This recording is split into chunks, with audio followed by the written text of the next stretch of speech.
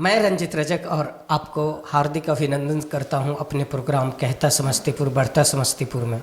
और आपने इस स्कूल के बच्चों के परफॉर्मेंस देखी और जो इस स्कूल के निर्देशक हैं श्री रमन सर, इनसे रूबरू होते हैं और जानते हैं कि इस कैंपस में कुछ नया होने वाला है। सर बहुत बहुत स्वागत है आपको हमारे प्रोग्राम में। धन्यवाद आपका यहाँ आने के लिए। क्योंकि हम लोग धीरे धीरे अपने स्कूल का जो सुविधाएं हैं उसको बढ़ाने जा रहे हैं, तो वो आपको जानकारी होने के बावजूद आप यहाँ आए हैं जानने के कारण, तो आपका धन्यवाद है। और सर अपने स्कूल में मुझे लगता है कि शिक्षा से आपको बहुत लगाव है, खास करके बच्चों की शिक्षा से। जी हाँ, मैंने भी उच्च शिक्षा ली है, इसलिए मेरी सोच है कि जिस वजह से मुझे यहाँ आना पड़ा तो मैं बच्चों में वो गुणवत्ता डालूं। इसके लिए मैंने काफ़ी डिग्री बनारस हिंदू यूनिवर्सिटी में ली है, MA LLB किया, फिर दिल्ली में 5 साल प्रैक्टिस की। लेकिन माँ पिताजी की सेवा की वजह से मुझे अपने गांव आना पड़ा, तो लगा कि अब क्या करना चाहिए, तो चलो बच्चों को पढ़ाना बहुत ही इम्पॉर्टेंट है। क्योंकि लग रहा था कि आसपास के माहौल में शिक्षा की थोड़ी कमी है, जागरूकता की कमी है, और सबसे ज़्यादा अगर शिक्षा है भी बिहार में तो शिक्षा की कमी है, कहीं तो बहुत ज़्यादा शिक्षा है। क्योंकि बिहार के बच्चे IAS हो रहे हैं, IPS हो रहे हैं, इंजीनियर डॉक्टर बन रहे हैं, लेकिन ग्रामीण पृष्ठभूमि में थोड़ा सा ये कमी है, सब जगह शिक्षा नहीं है। तो इसलिए इसके लिए मैंने फिर BEd किया। चाइल्ड साइकोलॉजी में मैंने ट्रेनिंग ली ताकि बच्चों की साइकोलॉजी को समझ सकूं। हालांकि लॉ पढ़ने के बाद मैं ह्यूमन साइकोलॉजी समझ सकता हूं, लेकिन चाइल्ड साइकोलॉजी पढ़ना ज़रूरी था। तो चाइल्ड साइकोलॉजी समझ के तब बच्चों में मैं देने की कोशिश में लगा हूं, और उसका रिजल्ट आज 3 सालों से मिल रहा है। धीरे धीरे हमारे बच्चे बढ़ भी रहे हैं। कोरोना जैसी महामारी फैली, कई स्कूल बंद भी हो गए, मेरे बच्चे इधर उधर चले गए। चूँकि ग्रामीण पृष्ठभूमि है जो गार्जियंस हैं उनके इनकम ख़त्म हो गए, तो वो कहीं ना कहीं बच्चों को लेके यहाँ से शिफ्ट कर गए। तो मैं लगा हुआ हूँ, संघर्ष में लगा हुआ हूँ। आज मेरे पास 50-60 बच्चे हैं और धीरे धीरे बढ़ ही रहे हैं। आज मेरा स्कूल का 3रा साल है और कल से नया सेशन शुरू होने वाला है। आपने सब लोगों ने परफॉर्मेंस भी हमारे बच्चों का देखा। कई सुविधाओं से लैस हमारा विद्यालय है, जिस पे आगे हम लोग चर्चा करते रहेंगे। तो ये मेरी सोच है। बिल्कुल सर, और मैं देखा हूँ जो बहुत ही यूनिक सा सोच है आपको, और ये एक शिक्षित व्यक्ति, ये एक जो आपने साइकोलॉजी की जो बातें की, ये वही लोग कर सकते हैं जो साइकोलॉजी का सेंस समझते हैं। और मैं देख रहा हूँ कि बड़े बड़े की हालत ख़राब हो जाती है ऑन स्टेज माइक पकड़ने में, बट यहाँ के बच्चे इतने स्वीट से क्यूट से बच्चे परफॉर्मेंस दिए।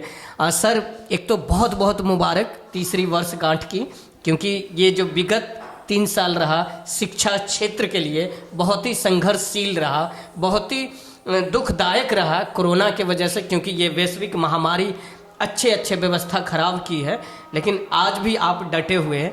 सर मैं जानना चाहता हूं कि एक बात आपने बताया कि यहाँ के पेरेंट्स के इनकम सोर्स ख़त्म हो गया, लेकिन फिर भी उस पेरेंट्स को आप किस तरह मोटिवेट करना चाहते हैं? हाँ, चूँकि मैं उन्हें मोटिवेट मैं इस तरह से करता हूँ, जैसे यहाँ फ़ी मेरा बहुत ही कम है। जैसे 500 रुपये अगर फ़ी है तो पर डे के हिसाब से उन्हें समझाता हूँ कि देखिए वो मेरा 20 रुपया भी पर डे नहीं है, उससे भी कम मेरा है।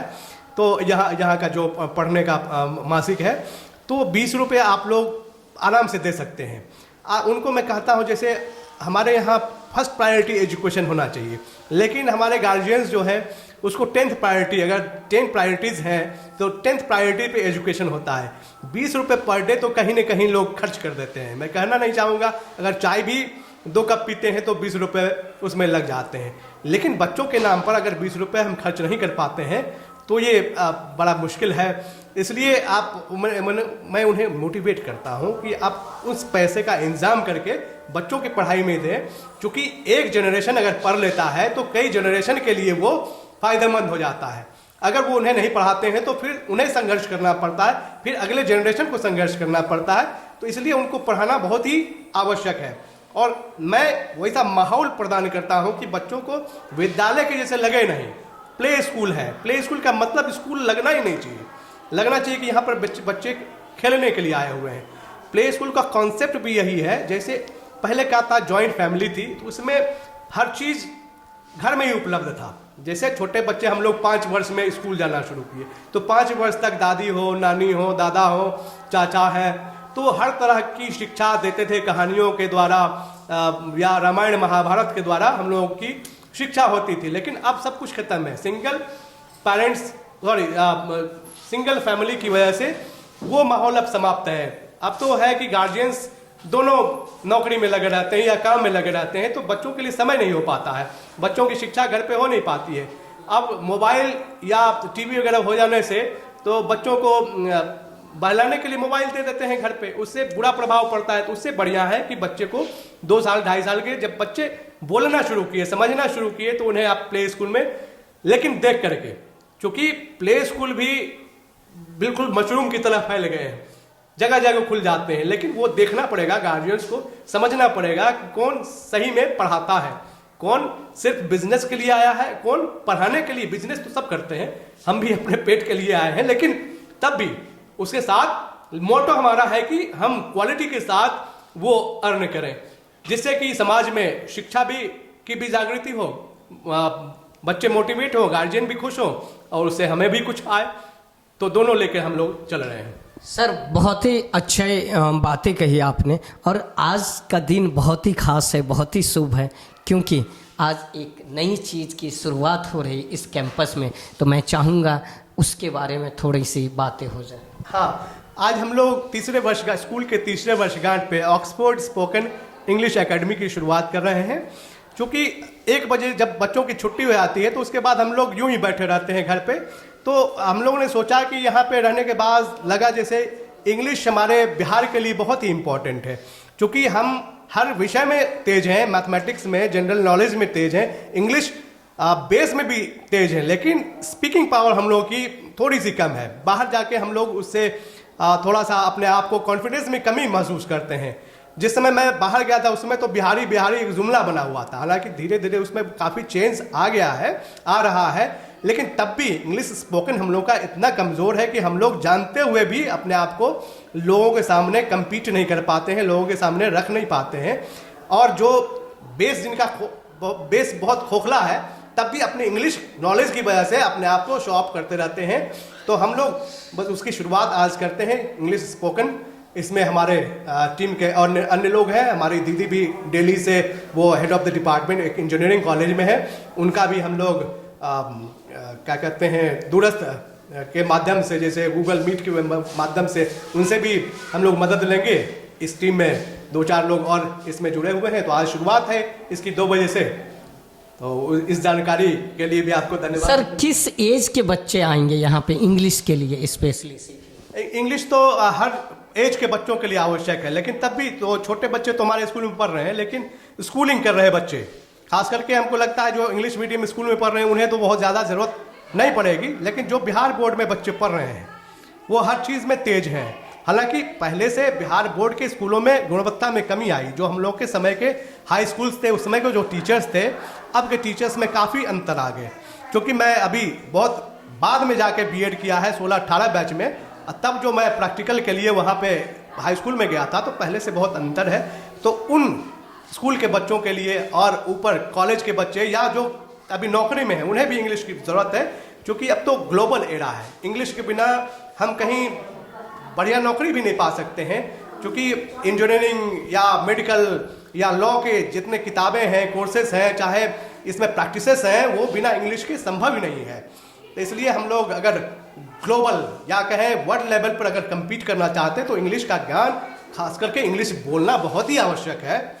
उसी के प्रयास में हम लोग आज शुरू करते हैं, प्रयास में आगे बढ़ते हैं। धन्यवाद सर, बहुत अच्छा लगा बातचीत करके। तो दल सिंह सराय के सभी स्टूडेंट से मेरा रिक्वेस्ट है कि इस इंग्लिश क्लास में जो ऑरेंज वैली कैंपस में शुरू हो रहा है आज से, और आप अपना दाखिला करवाइए, आप एडमिशन लीजिए। सर बहुत सारे बच्चे एक्साइटेड होंगे जानने के लिए यहाँ का फीस क्या होगी इंग्लिश का? इंग्लिश का अभी हम लोगों ने जैसे अभी तय किया है 600 प्रति माह लेंगे। क्योंकि अलग इंस्टीट्यूट तो अपना जो भी उनका है उससे मेरा कोई लेना देना नहीं, लेकिन 600 प्रति माह से शुरू करते हैं अलग अलग कोर्सेज के लिए। जैसे 6 माह का कोर्स होगा, 9 माह का कोर्स होगा, फिर 1 साल का कोर्स होगा, फिर धीरे धीरे उसमें एडजस्ट करेंगे।